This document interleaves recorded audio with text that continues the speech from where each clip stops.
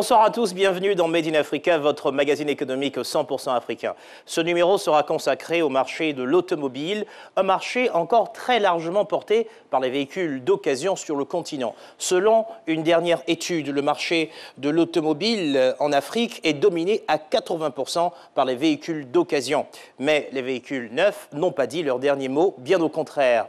Les ventes annuelles de véhicules neufs en Afrique subsaharienne pourraient passer de 100 000 unités actuellement hors Afrique du Sud, à 2 millions d'unités au cours des 15 prochaines années. Attachez vos ceintures, nous vous emmenons dans un marché en pleine mutation. Au sommaire ce soir, enquête sur le marché de l'automobile en Côte d'Ivoire, un secteur dynamique où les véhicules neufs se font une place au soleil. Leurs ventes ont bondi de 18% ces 2 dernières années. Nous allons vous expliquer les raisons de cette tendance et nous allons vous montrer comment les acteurs du neuf et de l'occasion se battent pour conquérir toujours plus de clients. Puis nous partirons au Ghana à la découverte d'une start-up qui s'est donnée pour ambition de booster le transport électrique en Afrique avec une gamme de motos et de tricycles roulant 100% à l'électrique. Un marché qui est encore à ses balbutiements avec de nombreux défis, mais un marché riche en potentiel. Certains moments auxquels vous avez été déjà probablement confrontés, l'achat d'une voiture avec de nombreuses questions. Quel type de véhicule choisir ? Privilégier la fiabilité du neuf ou le bas prix de l'occasion, ou encore comment financer votre achat. En Côte d'Ivoire, les consommateurs se tournent de plus en plus vers les véhicules neufs. Près de 15 000 voitures neuves ont été vendues l'année dernière. Dans le même temps, vous allez le voir, les acteurs de l'occasion ont vu leurs ventes chuter. Marché de l'automobile, le neuf contre l'occasion, un reportage de Yao Sansan, Gisela Mendonça et Oscar Noël-Sangan. Quartier des affaires d'Abidjan. Sandra Simbi, responsable développement chez le concessionnaire ATC comme Afrique, vient visiter un tout nouveau showroom dédié à une marque japonaise. Ouvert il y a seulement 2 jours, le showroom reçoit déjà des clients prêts à l'achat. On observe une croissance générale du secteur automobile en Côte d'Ivoire et nous particulièrement ATC comme Afrique. Depuis 2016, nous sommes en plein boom, en pleine croissance. Et ce showroom s'inscrit vraiment dans notre stratégie d'expansion. En Côte d'Ivoire, les ventes de véhicules neufs ont bondi de 18% ces 2 dernières années.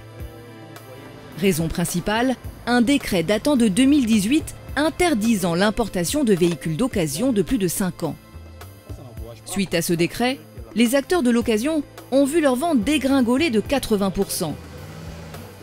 Les consommateurs se tournent de plus en plus vers les véhicules neufs, 13 500 vendus l'année dernière, faisant de la Côte d'Ivoire l'un des marchés les plus prometteurs d'Afrique de l'Ouest, derrière le Nigeria.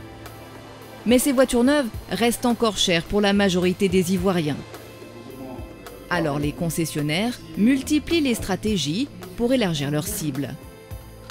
Enquête sur un marché de l'automobile en pleine mutation.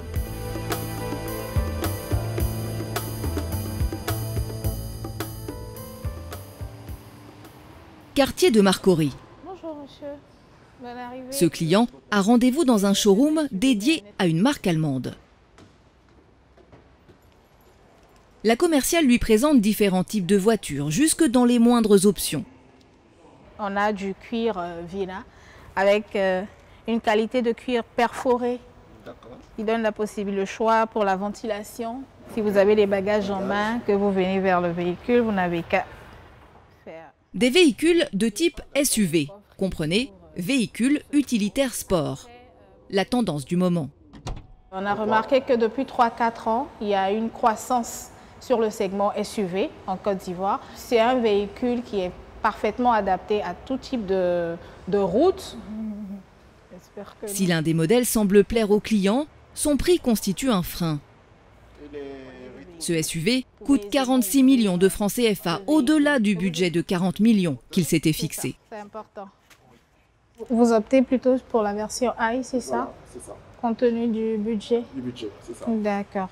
Alors, 46 500 000, on va vous faire une offre, une remise spéciale. On va vous laisser le véhicule à 42 millions. En plus de cette remise, ce client va bénéficier d'une garantie de 3 ans. Et ce n'est pas tout. La commerciale lui présente des services d'entretien qui vont l'accompagner dès l'achat de son véhicule. Également ici, on fait tout ce qui est préparation à la visite technique. Quand votre visite technique arrive à échéance, vous envoyez le véhicule, on prépare le véhicule, on passe la visite pour vous et puis vous venez simplement récupérer votre voiture. Dans ce hangar, il pourra faire réviser sa voiture ou réparer des pannes. C'est les garanties en fait qu'on offre au client pour dire au client que sa voiture sera entretenue jusqu'au bout après l'achat. Contrairement à un véhicule qu'on achète sur un parc dehors où on confie la réparation à un mécanicien sous manguier et au bout d'un certain temps on remarque que les pannes sont récurrentes et tout. Ici on s'assure d'avoir des pièces d'origine, des pièces qui sont adaptées. Proposés exclusivement par les concessionnaires, ces services après-vente ont fini par séduire de plus en plus de clients qui se tournaient auparavant vers les voitures d'occasion. Face à la barrière que constitue encore le prix des véhicules neufs, les acteurs du marché développent d'autres stratégies.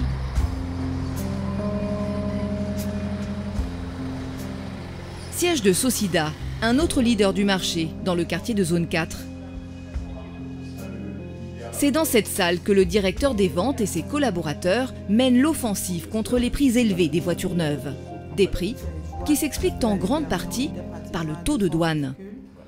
L'un des facteurs clés qui amène les consommateurs à acheter des véhicules un peu plus chers en Côte d'Ivoire, c'est le taux de douane qui sont élevés.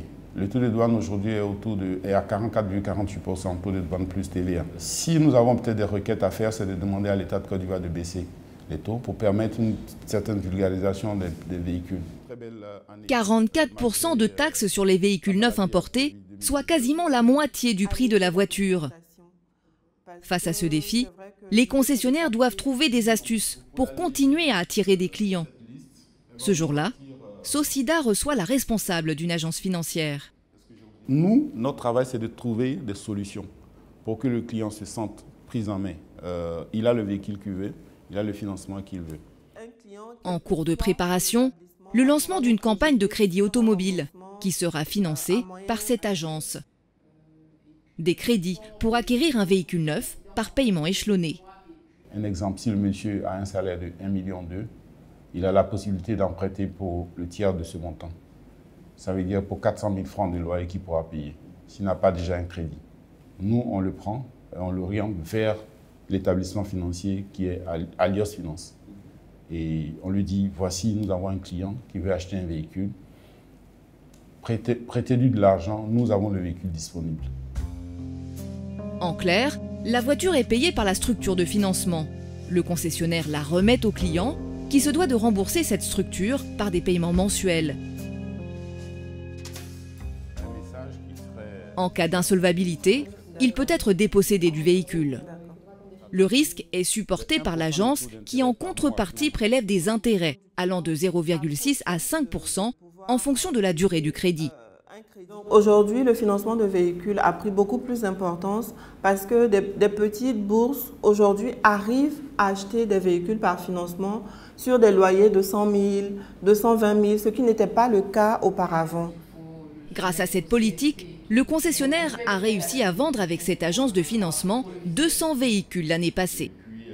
En 2021, il compte atteindre les 300 voitures. En effet, le crédit automobile est de plus en plus sollicité par les particuliers.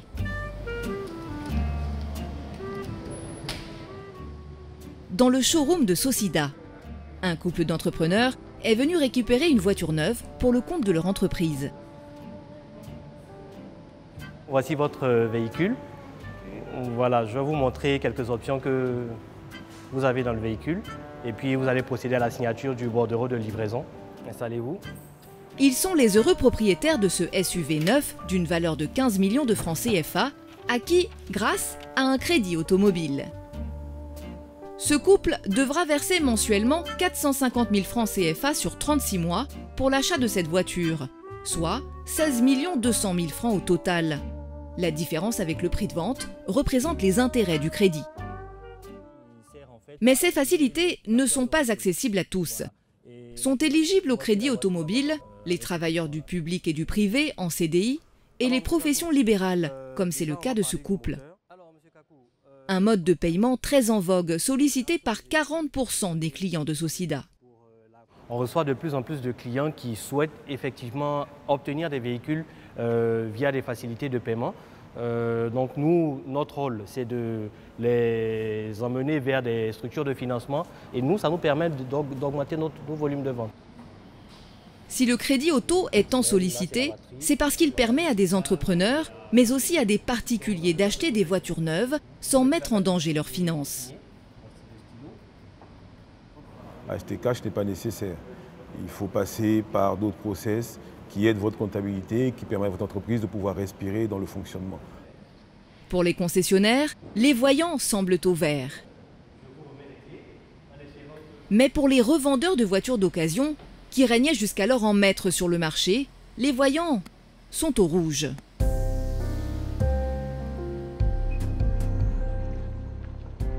Quartier du Vallon. C'est ici qu'Arnold Doupeau expose ses plus belles voitures d'occasion. Il en possède une quinzaine. Toi-même, regarde. Tu viens acheter un véhicule et puis tu vois autant de saleté dans le moteur. Depuis le décret de 2018 qui interdit l'importation de voitures d'occasion de plus de 5 ans, il a vu son business chuter. Il ne peut plus importer de vieilles voitures, mais uniquement des voitures âgées de 5 ans maximum. Et au prix plus élevé. Monsieur Ibrahim. Oui, ça va. La voiture importée la moins chère coûte désormais ici 7 millions de francs CFA, contre 2 millions avant le décret. Conséquence, la clientèle a déserté. Il ne reste que quelques rares clients qui peuvent y mettre le prix. Ça dérange énormément notre business le fait que la loi de 5 ans reste toujours en vigueur, hein, parce qu'on ne peut pas proposer des véhicules en dessous de 2015. Voilà, ça oblige les clients à avoir des budgets qui dépassent déjà 10 millions. Pourtant, le consommateur lambda, sinon l'utilisateur normal, il a un budget toujours entre 2, 3, 4, 5 millions. Avant la loi, on arrivait à vendre en moyenne par mois entre 30 et 40 véhicules. Donc maintenant, ça tourne autour de 10, 15. Pour faire face, les revendeurs se professionnalisent. Arnold Doupeau s'est doté de bureaux pour recevoir chaque client prêt à l'achat, comme M. Ibrahim, et propose des contrats d'achat après négociation. Auparavant, il n'y avait rien de tout cela. Avant, c'était la vente dans la rue. Hein. Voilà, on crée un parc en bordure de voie, quelqu'un vient, il voit un véhicule, on lui demande de donner le cash et on se libère. Pour survivre, nous sommes obligés de grandir. Et grandir nous oblige à nous structurer.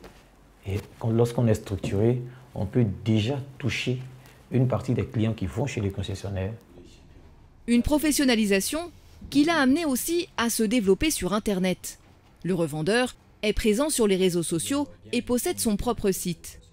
Si son business est devenu plus difficile, il garde aux yeux de certains clients un intérêt.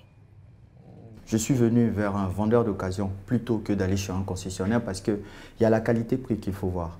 Vous voyez, ce genre de véhicule-là, il coûte aux alentours, chez un concessionnaire, il coûte à peu près entre 30 millions à 40 millions. Vous voyez, et moi j'ai ce véhicule-là à 12 millions avec un kilométrage assez bas qui était de 60 000 km. Vous voyez que j'y gagne. Hein. Le prix reste donc encore le principal atout du marché de l'occasion. Et pour continuer à proposer des véhicules à bas prix, les acteurs de l'occasion ne manquent pas d'idées, comme celle de vendre des véhicules âgés, mais pas importés. À quelques pas de ses bureaux, nous retrouvons Arnold Doupeau dans ce garage. Il vient s'enquérir de réparations à réaliser sur l'un de ses véhicules. Mégano, c'est comment? Tu as checké? Un véhicule racheté 3 200 000 francs CFA auprès d'un particulier à Abidjan, et pour cause. Parce que déjà la loi nous oblige à avoir acheter des véhicules de moins de 5 ans, ce qui est vraiment onéreux pour nous. Donc, nous faisons de l'achat des véhicules sur le terrain ici à Abidjan. Nous achetons des voitures avec des particuliers. Des voitures qui ont plus de 5 ans? Oui, des voitures qui ont plus de 5 ans. Celle-là, c'est une voiture de 2004. Donc voilà, on l'achète, on l'envoie au garage, le mécanicien la remet en état parfait et on la revoit rapidement sur le terrain. Ainsi, sans enfreindre la loi, cette méthode permet aux acteurs de l'occasion de proposer de vieilles voitures comme celle-ci, âgée de 15 ans. Après ces réparations, Arnold Doupeau entend réaliser un bénéfice d'au moins 1 million en la revendant à 4 500 000 francs. Cette partie de son business représente 70% de son chiffre d'affaires. Tout le monde n'a pas la capacité d'avoir un véhicule de moins de 5 ans.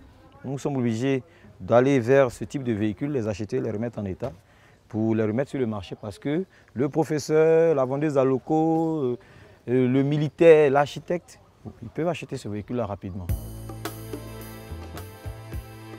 Pourtant, ces vieilles voitures, Arnold Doupeau n'en trouve pas assez pour satisfaire la demande. Il y en a peu, comparé aux milliers de vieilles voitures qu'il importait de partout dans le monde. Une preuve encore que le déclin des vieilles voitures en Côte d'Ivoire est en marche.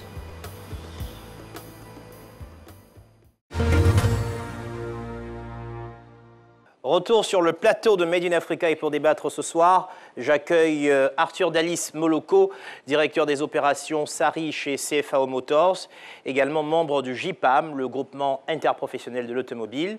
Félix Oulaye, directeur de VO, spécialiste de la vente de véhicules d'occasion à crédit.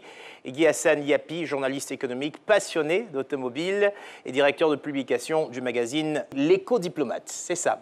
Bonsoir, et bienvenue dans Made in Africa ce soir. Merci. Alors, première question pour vous. On l'a vu dans le reportage, en Côte d'Ivoire, les ventes de véhicules neufs, ça a bondi de 18% ces 2 dernières années. Est-ce qu'on peut parler d'une tendance durable, d'après vous? Effectivement, les ventes de véhicules neufs ont connu une certaine croissance. C'est vrai que j'ai entendu dans le reportage plus de 18%, mais en fait, de 2019 à 2020, le taux de croissance était de 15%. En 2020, comme vous savez, avec la crise de la Covid, avec les élections aussi, donc le marché est resté stable. Cette année, nous sentons que la croissance est en train de reprendre. Une reprise. Donc il y a une reprise au niveau de la croissance, eu égard aux chiffres des 4 premiers mois. Donc dire qu'on est dans une situation de croissance durable, je dirais oui. Je dirais oui parce que aussi les habitudes ont changé. Les habitudes ont changé auprès des consommateurs. Ouais. Comme vous l'avez révélé au niveau du reportage, on a eu le décret limitant l'âge d'importation des véhicules à 5 ans qui a été pris en 2017 avec l'application en juin 2018. Donc c'est un facteur qui a favorisé, cela. Oui. Mais déjà, si vous pouvez nous éclairer sur les types de véhicules qui sortent le plus. Tout à l'heure, on a vu les SUV qui s'y sortent. Est-ce que vous confirmez à votre... Non, aujourd'hui, la plus forte croissance est dans ce qu'on appelle les passenger cars, donc les petits véhicules. Okay. Donc, les véhicules de type Alto pour Suzuki, Kwid, donc les tout petits véhicules. Il n'y a pas assez de place dans le coffre. Mais c'est surtout du fait de leur accessibilité en termes de prix et aussi du fait que aujourd'hui, les nouveaux moyens de transport facilitent en fait ce développement de ces petits véhicules. Est-ce que vous avez aussi, Hassan Yapi, constaté effectivement qu'il y a sur le marché une recrudescence de ces petits véhicules que vous appelez passenger sur le marché? Le marché de l'automobile, certes, nous en parlons, mais qui sont les principaux demandeurs? C'est d'abord l'État, les acteurs du secteur privé et les individus. Voilà, donc... un jeune travailleur, un fonctionnaire à revenus modestes, il va s'en dire que s'il veut acheter un véhicule pour ses opérations courantes, voilà, il s'amènera à prendre le type de véhicule dont il est question. Félix Oulaye, c'est quoi le profil justement des clients qui achètent des véhicules neufs ou d'occasion? Parce que de toute façon, j'ai votre parcours, dont je sais que vous avez travaillé également dans le neuf, mais également dans l'occasion. Est-ce que c'est le même profil aujourd'hui? C'est pas tout à fait le même profil parce que initialement, les véhicules neufs ne proposaient pas de véhicules en dessous de 8 ou 10 millions avant cette mesure. Oui. Donc, tous les clients, que ce soit particuliers ou PME, qui avaient des budgets inférieurs à 10 millions, allaient systématiquement vers la solution occasion. Okay? Maintenant, depuis cette mesure, les concessionnaires ont renforcé, je dirais, l'action de cette mesure en offrant des véhicules à bas prix. À bas prix. Et ces véhicules passenger, là, le prix, ça tourne autour de combien? On part de 5 millions. De 5, ouais. 5 millions à, justement... À 10 millions. Les prix ont chuté. Hein. Voilà, les prix ont chuté. Ils ont fait une offre circonstancielle, bien adaptée à la situation, parce que, justement, les véhicules d'occasion ont eu... les prix des véhicules d'occasion ont pris l'ascenseur, sont passés pratiquement de 3 millions comme prix d'entrée, à maintenant 7 millions, 5, 8 millions en prix d'entrée. Voilà. Alors, il y a ce décret de 2017 ou 2018, c'est selon, qui interdit l'importation de véhicules d'occasion de plus de 5 ans. De plus de 5 ans. Est-ce que vous pensez, et c'est à ça qui faisait allusion tout à l'heure, M. Moloko, est-ce que vous pensez qu'effectivement, cette décision a eu une incidence sur l'augmentation des ventes de véhicules neufs? Je dis évidemment oui. Parce qu'avant cette mesure, le marché de l'occasion se situait autour de 60 000 unités par an. Par an? 60 000 unités de véhicules d'occasion par an en Côte d'Ivoire. Et cette mesure a été prise début 2018, entrée en vigueur mi-2018. Donc en 2019, on n'a importé que des véhicules de moins de 5 ans. Oui. Et en ce moment-là, le marché est tombé à 7 500 unités. Waouh! Voilà, les chiffres n'ont pas besoin de commentaires.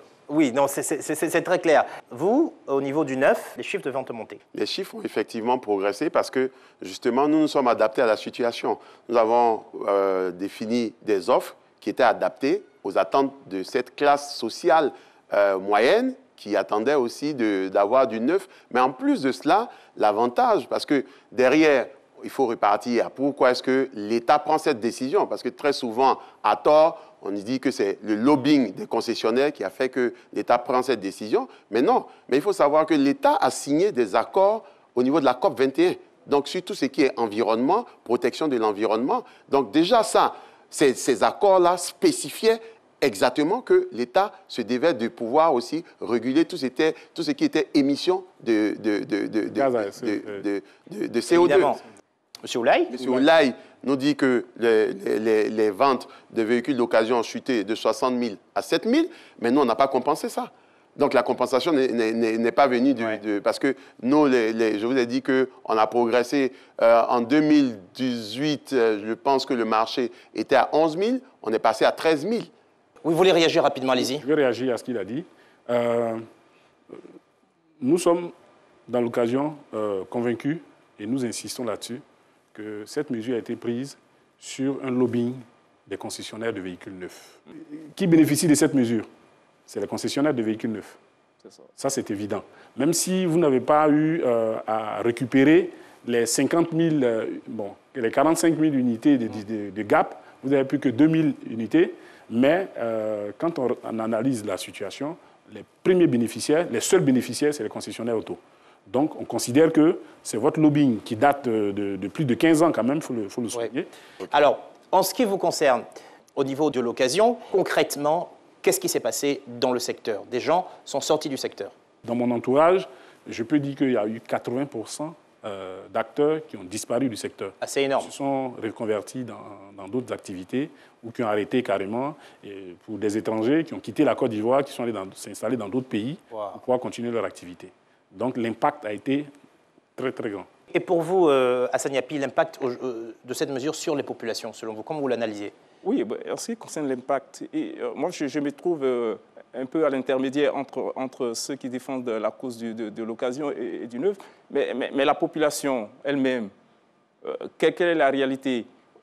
On ne peut plus importer pour de l'occasion, on ne peut pas non plus acheter pour du neuf, parce que ça coûte trop cher. Ceux qui avaient des revenus moyens n'arrivent plus aujourd'hui à se procurer un véhicule parce que les dispositifs mis en place autant pour le neuf avec les institutions financières qui rentrent en ligne de compte, quelqu'un qui n'a pas 1 million de salaire, c'est pas évident d'avoir.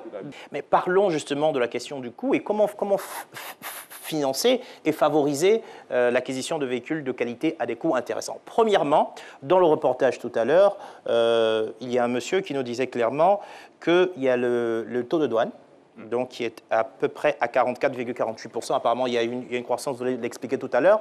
Mais ça veut dire que si j'achète une voiture à 30 millions, j'ai à peu près 10 millions dans les taxes. C'est à peu près ça. À peu près, oui. Comment est-ce que l'État peut justement aider, que ce soit la population à acquérir des véhicules, mais aider aussi les opérateurs économiques que nous sommes à pouvoir aussi continuer à développer notre business. Parce que ce qu'il faut savoir, c'est que nous, en tant qu'opérateurs, en tant que concessionnaires, donc nous avons des employés, nous payons nos taxes, donc il y a toutes ces charges-là à pouvoir supporter. Et comme il a si bien dit, 44%, ça c'est pour des véhicules qui sont inférieurs à 13 chevaux. Quand on a des véhicules qui sont de plus de 13 chevaux, il y a des droits d'assises qui viennent se rajouter. On est passé à combien de pourcents pour les plus de 13 58%. 58%. Donc on a dépassé la barre psychologique des 50%. Voilà, pour des véhicules de plus de 13 chevaux. Ouais. En général, quand on pense à vente de voitures à crédit, on pense au neuf. Oui. Mais vous, dans l'occasion, vous avez des solutions de vente à crédit. Comment ça se passe? Oui, c'est d'ailleurs grâce à cette disposition particulière, cette offre particulière que nous avons survécu à ce décret qui a fait disparaître 80% de nos confrères.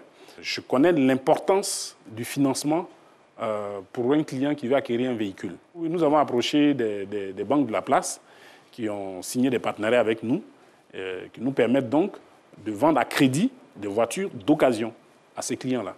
Au jour d'aujourd'hui, nous sommes capables de vendre une voiture d'occasion avec un remboursement sur 7 ans. Je vais me tourner vers Hassan Yapi pour faire évoluer le débat, notamment pour qu'on glisse vers le second sujet. Question large, à quand, selon vous, des usines d'assemblage automobile? On en avait en Côte d'Ivoire. Est-ce que vous en entendez parler, vous? Est-ce que c'est possible? Est-ce que ce ne serait pas justement une autre solution pour faire baisser les prix? Effectivement, l'usine d'assemblage des véhicules, c'est vraiment la solution espérée.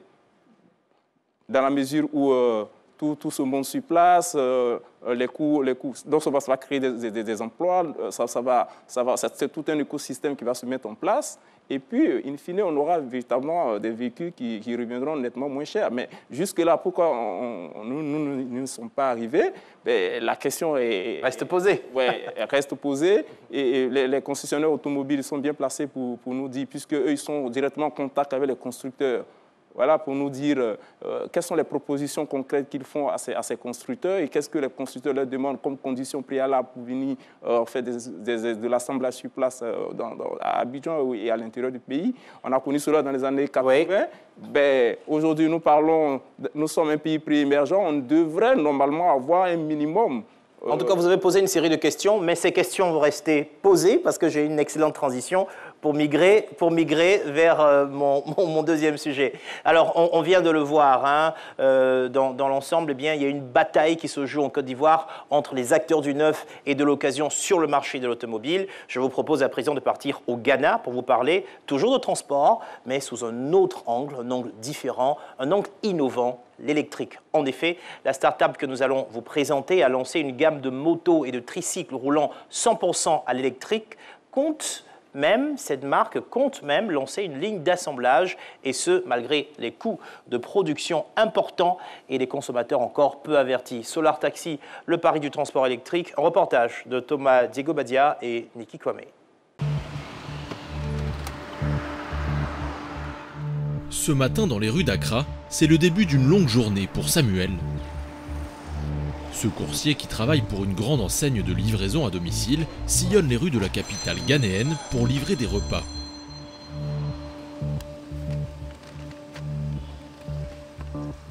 Par jour, je peux avoir jusqu'à une vingtaine de commandes. Ça peut me rapporter autour de 55 000 francs CFA. En une journée, Samuel et sa moto peuvent parcourir entre 100 et 300 km. Jusqu'il y a 2 mois, il dépensait chaque semaine des dizaines de milliers de francs CFA en carburant. Bonjour collègues, comment vont les affaires aujourd'hui? Mais grâce à sa nouvelle moto, contrairement à nombre de ses collègues livreurs, il n'a plus besoin de se rendre en station-service. La raison, celle-ci fonctionne à l'électricité. Ainsi, il économise près de 60% en énergie. Avec la moto à essence que j'avais avant, je pouvais dépenser 3 000 francs CFA par jour. Aujourd'hui, je dépense à peine 500 francs en électricité par jour. C'est pour ça que je préfère largement rouler à l'électrique aujourd'hui. Cette moto, Samuel l'a achetée à Solar Taxi. une start-up ghanéenne créée en 2018 qui s'est donnée pour ambition de développer le transport électrique au Ghana et dans la sous-région. Pour cela, elle a lancé une gamme de motos et de tricycles roulant 100% à l'électrique, les premiers du genre dans le pays. D'ici la fin 2021, elle compte lancer une ligne d'assemblage de voitures électriques. L'électrique, un moyen de transport plus durable, plus écologique et aussi un vrai business. Le marché mondial est en plein essor. En 2012, il représentait 83 milliards de dollars. En 2019, le marché des véhicules électriques s'élevait à plus de 270 milliards de dollars. Mais sur le continent africain, la voiture électrique n'en est qu'à ses balbutiements. Pour Solar Taxi, les défis à surmonter sont immenses. Réduire les coûts de production, innover et surtout convaincre des consommateurs encore réticents.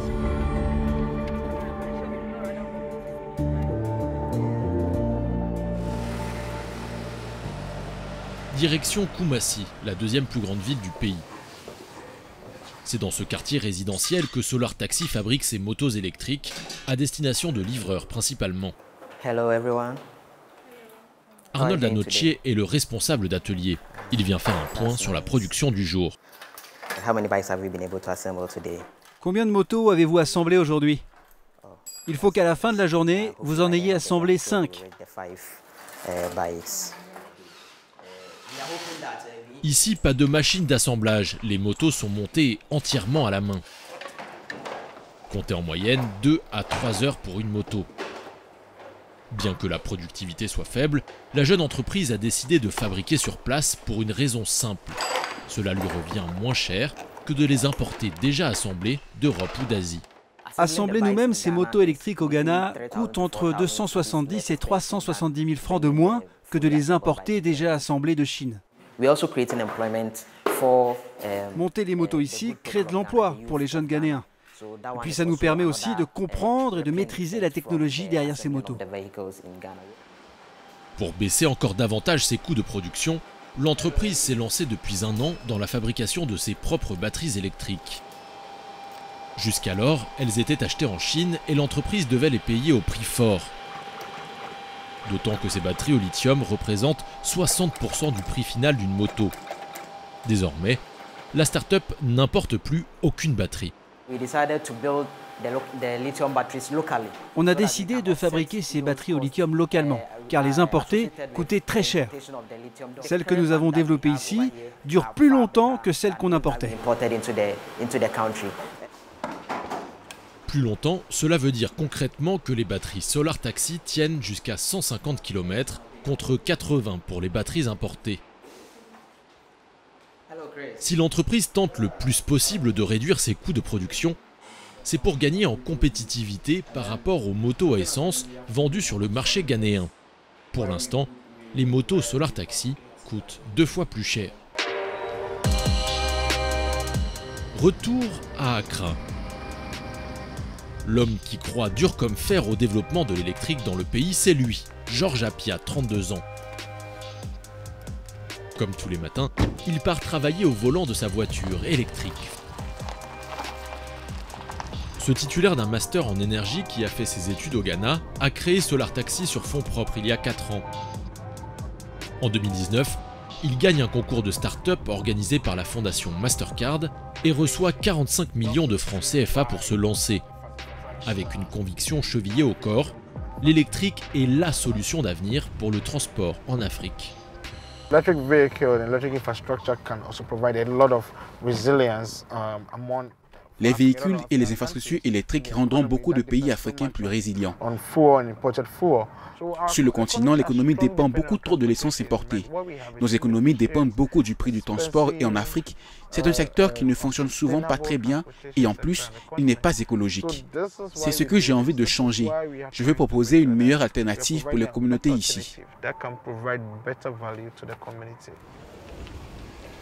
Georges Apia espère qu'un écosystème se développera autour de l'énergie électrique au Ghana.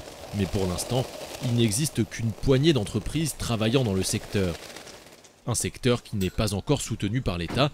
Alors pour ces entrepreneurs ghanéens de l'électrique, les défis sont nombreux. C'est un sacré défi de créer une entreprise de véhicules électriques. L'écosystème n'existe pas vraiment encore ici, tout est à faire. Dans l'entrepreneuriat vert au Ghana, on est des pionniers, on doit tout construire. Depuis notre propre chaîne d'approvisionnement, à notre expertise en passant par notre clientèle. On doit s'investir énormément pour avancer. Surtout qu'il n'y a pas encore de politique publique pour soutenir cette industrie.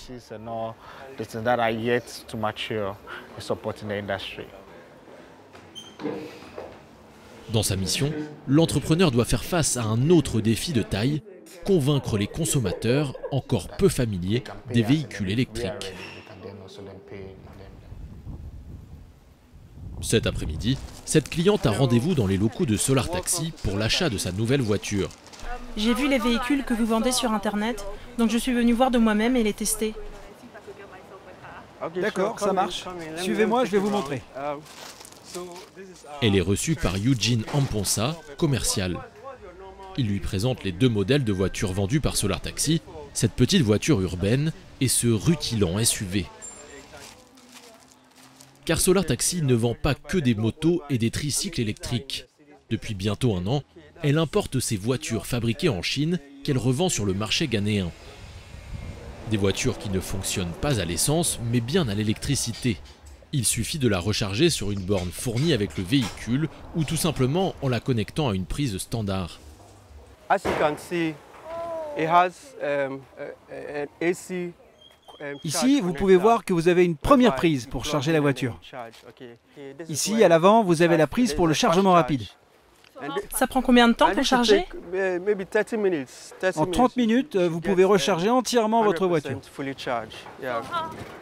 Ce sont les premiers véhicules électriques en circulation dans le pays.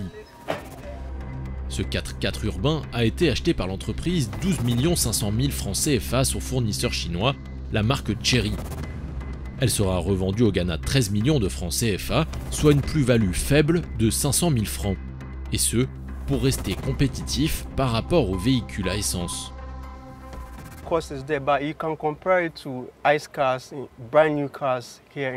Si on regarde des SUV essence neufs de même catégorie vendus ici au Ghana, ça coûtera entre 10 et 15 millions. Donc notre voiture à 13 millions de francs est vraiment dans les prix du marché. Si le prix du véhicule est dans la moyenne des véhicules neufs vendus sur le marché ghanéen, Eugene Amponsa doit convaincre les potentiels clients de passer à l'électrique, un mode de transport encore nouveau au Ghana. Pour cela, il a bien rodé son argumentaire qu'il déploie lors d'essais automobiles. La vitesse d'accélération de nos voitures électriques est en moyenne de 6 secondes pour aller de 0 à 100 km/h. La vitesse, mais aussi le carburant. Selon le commercial, ce véhicule coûterait 60% moins cher en énergie.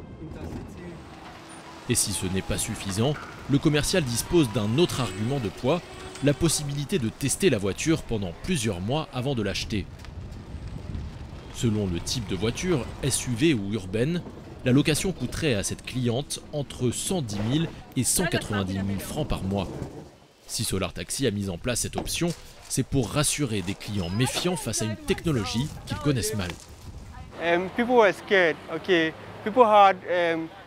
Les gens ont peur. Ils ont l'impression qu'avec les voitures électriques, ils vont avoir des problèmes. Ils pensent qu'il n'y a pas assez d'infrastructures, qu'ils n'arriveront pas à recharger leurs véhicules.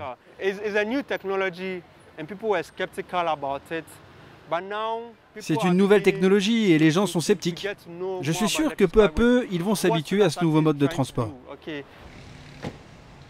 Au total, Solar Taxi a loué ou vendu une vingtaine de voitures électriques. D'ici un mois, elle en recevra 20 de plus. Toutes sont déjà réservées. Face à une demande en constante augmentation, aussi bien pour les motos que pour les voitures, la start-up compte ouvrir une unité d'assemblage de véhicules électriques d'ici la fin de l'année. Et pour anticiper l'accélération de son activité, elle a décidé d'investir dans la formation. Bonjour à toutes, bienvenue dans les locaux de Solar Taxi. Ce jour-là, dans les locaux de Solar Taxi, ces jeunes femmes sont en plein cours de mécanique automobile.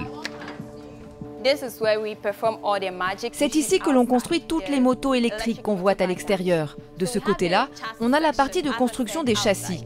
Et la pièce principale de cette partie, c'est ce bras métallique que j'ai dans la main. Après un mois de formation en ligne, place à la pratique. Pendant plusieurs semaines, elles vont apprendre à assembler ces motos électriques. Des gestes simples aux plus compliqués, comme l'installation de batteries au lithium. Ici, vous avez un port à installer pour connecter le chargeur. Une fois que vous aurez installé le châssis et la batterie, vous allez la recouvrir avec ces pièces là-bas. Ces jeunes femmes sont toutes diplômées de mécanique. Si elles ont choisi de postuler à ce programme de formation réservé aux femmes, c'est parce qu'elles y croient, l'électrique et l'énergie de demain au Ghana. Pour Solar Taxi, il faut que plus de femmes travaillent dans ce secteur traditionnellement occupé par des hommes. Les gens pensent que la mécanique, c'est que pour les hommes. Mais les femmes aussi peuvent le faire. Nous pouvons faire quelque chose de nos 10 doigts. Ce n'est pas parce qu'on n'a pas la même force que les hommes qu'on ne peut pas le faire. Avec tout ce que j'ai appris lors des cours en ligne et ce que je vais apprendre pendant la formation pratique, je suis sûre que je pourrai continuer à travailler ici ou alors dans une autre entreprise qui travaille sur la mobilité électrique. Ces apprentis n'ont rien eu à débourser. Pour l'entreprise, c'est un investissement sur l'avenir, car elle compte s'étendre et pour cela, elle aura besoin de main-d'œuvre qualifiée, à la fois pour monter ses motos, mais aussi ses voitures, lorsque l'usine d'assemblage sera construite. Même si après leur formation, elles ne trouvent pas toutes du travail à Solar Taxi, dans les années à venir, l'électrique va continuer à se développer et il y aura besoin d'experts, de personnes qui savent construire des véhicules électriques, faire de la maintenance, et ce sera elles que les gens appelleront. Et nous, on sera fiers d'avoir formé des femmes dans le secteur de l'ingénierie mécanique. En 2 ans, Solar Taxi aura formé une 60aine de femmes, autant de jeunes prêtes à porter haut le flambeau de l'électrique. Même si pour l'instant, au Ghana comme sur le continent africain, tout reste à faire ou presque. Proposer des véhicules au coût attractif, convaincre les utilisateurs de rouler à l'électrique, construire sur place, les défis sont encore nombreux pour cette filière naissante.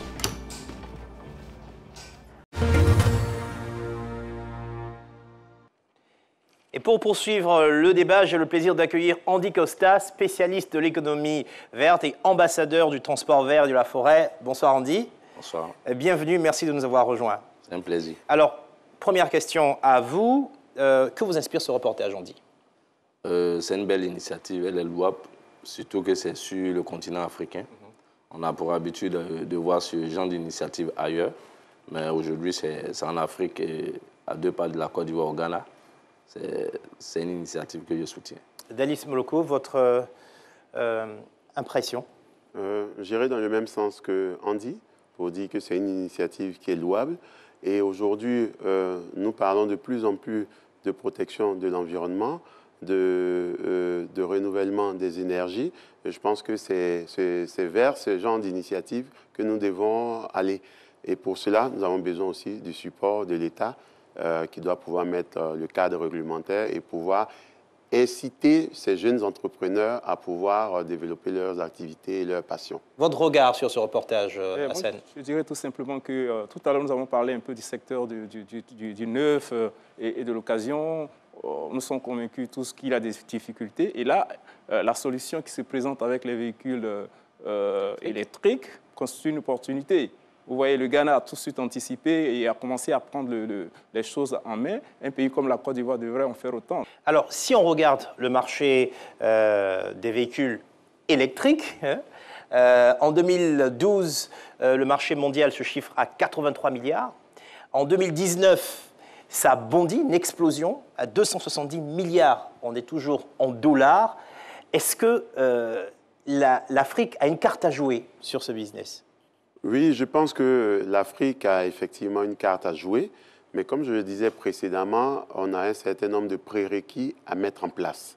Et c'est en cela que je proposais déjà de passer à l'hybride et de s'inspirer de certains pays qui déjà le réussissent. On a l'exemple du Rwanda, du Kenya, et s'inspirer de ces expériences-là de telle sorte à pouvoir justement capitaliser sur ces expériences pour pouvoir les appliquer à notre contexte local. Andy, on gagne donc des deux côtés. Non seulement on gagne en protection de l'environnement, mais on gagne également dans le business. Oui, c'est ça aussi la logique de l'écologie. Hein. Nous sommes sur 3 axes, environnement, économie et social. Mais je dirais le plus important pour l'Afrique, c'est sur le côté environnemental et social. Parce que tu t'imagines, d'ici 2050, nous serons environ 2 milliards en Afrique. En termes de capital humain, c'est un gros boom. Mais imaginons si toutes ces personnes se déplacent dans une mobilité conventionnelle. C'est pour ça qu'aujourd'hui, il faut penser au transport alternatif. Donc, le transport électrique, c'est l'alternative de demain. Qu'est-ce qui coince? Prenons le cas de la Côte d'Ivoire. Aujourd'hui, je ne dirais pas qu'est-ce qui coince. Je dirais qu'il faut qu'on arrive à mener, on arrive à aller à la fin de notre réflexion sur cette démarche. Et pour cela, ça nécessite qu'il y ait des acteurs, donc l'État, déjà, définissent le cadre réglementaire. Ce n'est pas encore le cas. Non, ce n'est pas le cas. Parce qu'aujourd'hui, on ne peut pas faire venir un véhicule électrique en Côte d'Ivoire. Parce qu'au niveau de l'homologation, parce que tous les véhicules qui viennent en Côte d'Ivoire doivent être homologués par le ministère des Transports. Et on peut quand même faire venir des hybrides? Même pas? Non, non. Aujourd'hui, le cadre réglementaire ne statue pas sur les hybrides, pas encore aussi sur l'électrique. Donc, il y a une vraie volonté de l'État de pouvoir aller vers l'électrique. Mais, pour rien vous cacher, nous sommes dans les réflexions de telle sorte à pouvoir mettre les investissements. Alors, on a l'ambassadeur qui est avec nous. Vous vouliez réagir peut-être rapidement? Bien sûr, bien sûr. Il faut pouvoir suivre la tendance mondiale. Le reportage tout à l'heure l'a dit, de 83 milliards de dollars, on se retrouve à 270 milliards. Ça doit parler aux gens. Et on est en dollars. Oui, en dollars US. Ça doit parler aux gens, ça doit donner l'envie de pouvoir rentrer dans un tel business. Mais comme M. Moloko le dit, il y a tout un dispositif à mettre en place. Parce qu'il ne suffit pas aujourd'hui de dire, parce qu'au niveau des véhicules usagés ou les véhicules neufs, ça coûte cher, il faut tout de suite passer à l'électrique. Si on passe à l'électrique et que les populations n'arrivent pas à avoir les moyens suffisants pour payer, on n'aura pas résolu le Parce qu'on l'a vu quand même, ça coûte relativement cher. Hein. Lorsqu'on prend le gars du Ghana, un véhicule qu'il importe à 12,5 millions, qui va à 13 millions, moi je ne vois pas un businessman dans l'automobile à Côte d'Ivoire qui va vouloir faire ce type d'affaires. Donc c'est-à-dire quoi? Certes, le besoin, la tendance mondiale est là, les besoins sont réels, mais il y a encore beaucoup de mécanismes au niveau de l'État, au niveau des opérateurs, vraiment tout un écosystème à mettre en place avant d'y arriver. Est-ce que vous estimez qu'il y aura un marché aujourd'hui qui serait prêt à recevoir justement? Tout à fait, il y aura un marché parce que, nous le savons tous, le prix du carburant, que ce soit le diesel ou l'essence, coûte relativement, j'essaie de mettre un peu de bémol, relativement cher. Donc, si vous avez un véhicule électrique où il suffit de 30 minutes, où vous pouvez, à partir de votre véhicule, recharger et rouler toute la journée, mais quoi d'excellent. On va rester sur ça et puis me tourner justement vers un autre ambassadeur pour continuer avec les forces concrètement, les avantages, que ce soit pour l'individu, pour l'environnement. On aimerait que vous puissiez un peu élaborer sur ce point. Ce qui est important pour nous, c'est l'impact environnemental que cette initiative peut dégager. Et certes, on aura forcément des difficultés liées à l'économie parce que c'est une innovation et l'innovation, ça coûte cher. Mais la chance qu'on a, il n'y a pas que les voitures qui sont des modes de transport alternatifs, il y a aussi le vélo. C'est une nouvelle niche, mais la grosse difficulté qu'on aura à implémenter cette initiative sur nos cieux, c'est le déploiement de cette initiative. Parce que c'est beau de faire venir, comme je le disais tantôt, des véhicules électriques, mais en termes de rechargement, les bornes... Alors, là, on bascule un peu sur les faiblesses. Hein. Donc, c'est les risques. Si on n'a pas suffisamment de bornes, comment on s'organise? Comment on s'organise? Alors, on découvre que vous êtes aussi un élu, apparemment, grâce à Costa. Alors, on ne va pas rester sur ça, mais oui, il y a quand même des faiblesses pour le déploiement. Oui, mais déjà, avant de revenir sur les faiblesses, vous avez posé la question en termes d'avantages aussi. Oui. Moi, je vais plutôt parler des avantages pour le consommateur. Donc, pour le consommateur, on a déjà, en termes d'accessibilité, donc les véhicules électriques sont censés être moins chers que les véhicules avec le carburant qu'on connaît. Pas forcément à l'acquisition. Mais je veux dire, après, c'est la taille du marché qui détermine. Deuxièmement, on a le prix, il a parlé du prix du carburant, mais on a aussi le prix de l'entretien. Parce que très souvent, on le dit comme ça dans la rue, moins cher est cher. Donc, à la fin de la journée, quand on ajoute les coûts d'entretien, de maintenance, on arrive à des niveaux qui sont élevés. Donc, ça, d'un point de vue consommateur, ça serait intéressant. En plus de tout ce qu'on a comme impact sur l'environnement. Alors sur ce point, quand même, il faut qu'on calcule. Hein. Il nous a parlé de 60% d'économie sur l'énergie. Ça veut dire que si vous dépensez 10 000 francs CFA par semaine pour votre carburant, ça fait 520 000 francs CFA par an, c'est ça, pour les 52 semaines. Et suivez mon calcul, hein, je peux me tromper.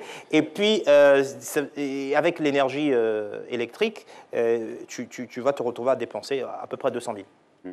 On gagne 300 000 francs d'économie. Donc, c'est qui n'est pas négligeable. C'est pas négligeable. C'est qui n'est pas négligeable. Maintenant, on peut basculer sur les faiblesses. En termes de faiblesse, je dirais, pas faiblesse aussi, je dirais, quels sont les obstacles au lancement de cette initiative. Donc, comme on l'a dit, c'est essentiellement l'État qui doit porter le projet, avec aussi des subventions à apporter aux entreprises qui peuvent se lancer dans cette activité.